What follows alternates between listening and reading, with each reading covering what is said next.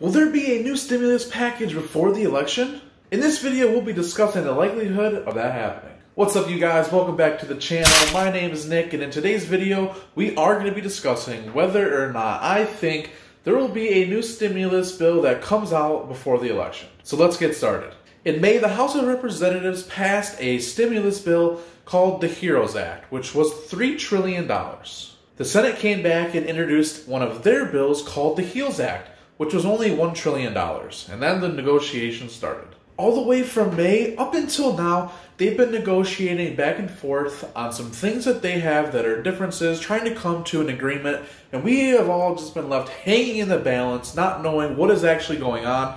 That's why I'm making this video. Hopefully I can shed a little bit of light on things that are going on. Democrats want a lot of state and local funding in whatever bill is passed, but Republicans seem to not want to go for that. They think that it's just them trying to bail out their buddies that have poor, mismanaged states. And on the other side of the aisle, the Republicans really want to add in liability protections, which would enable employers to not be liable to lawsuits that come from things like employees, maybe even customers, if they were to contract the virus on their property or at the workplace, unless it was due to some extreme gross negligence. And of course, the House Democrats seem to not want this. They think it's going a little bit too far.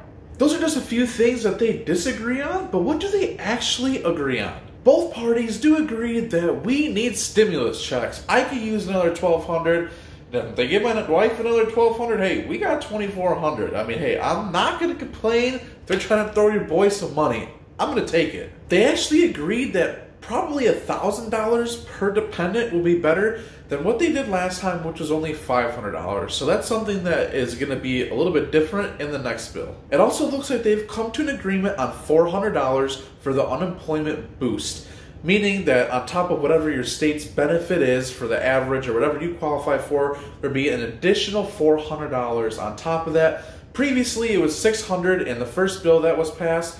The Republicans wanted it to be $300. The Democrats said, hey, no, we should keep it at $600. Republicans said, hey, yo, that's way too much. So they did agree on $400. And some of the things that are still unknown on what both sides stand on and what they want in this next bill is payroll assistance and the airline industry, the USPS system, our postal service, and things of that nature. However, I actually just recently heard something that means that it's pretty much a guarantee that we will not see a stimulus package passed before this election, and that is the fact that after the confirmation of Amy Coney Barrett, the Senate is now going on recess until November 9th. So they wouldn't even be there if the House passed a bill that was bipartisan, that both parties could agree to. There's nobody even in the Senate to pass it. I do believe that they can cancel recess and come back and work. I don't know exactly how that works, but currently they are on recess until November 9th. So basically, we are screwed until after that. And seeing that we are entering the lame duck season and there could be a new president and new Congress, I think that it's probably pretty realistic that we won't even see anything happen in the months of November and December. I think that we are looking at something happening probably in January. And this still also doesn't even guarantee that there will be a bill, but hey, I gotta have dreams, right? If we could see unemployment lowered, the death rate lowered, and things like that, I think that maybe they won't do a new bill.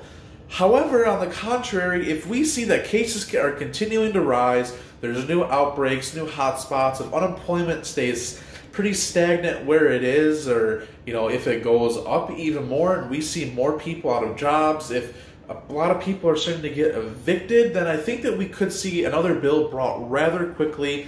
And I don't think it matters if there's Democrats or Republicans involved. I think if we really start to see things crumbling, I do think that we'll see the nation come together and make this happen. Federal Reserve Chairman Jerome Powell recently said in a speech that he gave to the National Association of Business and Economics that the risks of not printing and putting out enough money into the economy are far greater than putting in too much. And this could be true if we don't see things improving. Some good news though, the unemployment rate has declined from almost 15% down to just under 8%. This is an amazing sign for the economy if we can continue to see that number lowered. One of the downsides of not passing this new bill is eviction protections are going to be ending soon. Some at the end of this year, some already have happened, meaning that there could be a lot of evictions that we see in the near future. According to an article from the Aspen Institute, states that anywhere from 30 to 40 million Americans could be at risk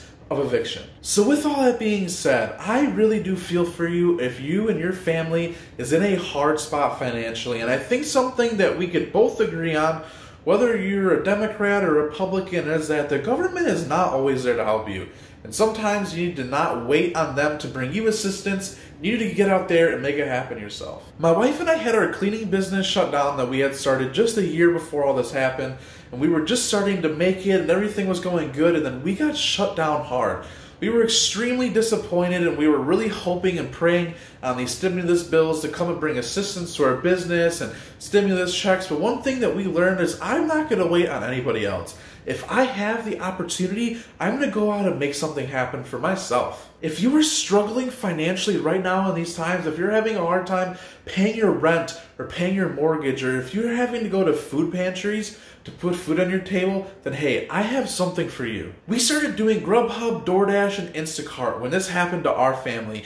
And we were able to make anywhere from like $100 to $300 per day, depending on what day it is. The weekends are always the best, Fridays and Saturdays for deliveries. Those days we often surpass making $300, working 10-hour days, averaging over $30 an hour. So I want to encourage you, we have links down below in the description for how you could sign up for these services. You just click the link, sign up, and you could start delivering as soon as maybe even next week. And if that sounds scary to you, I'll also leave some links down below to other videos that we have made explaining how to do these services, tips and tricks, and just overall tutorials. Also, if you want a 30-day free trial to Amazon Prime, I'll leave a link down below for that too. And if you guys have enjoyed this content related around finance, be sure to subscribe, hit the bell notification. We have a new video coming out every single Monday and also bonus videos. As always, guys, I hope you have a great day or night or whatever it is when you're watching this video. God bless you guys, and I will see you in the next video. Peace.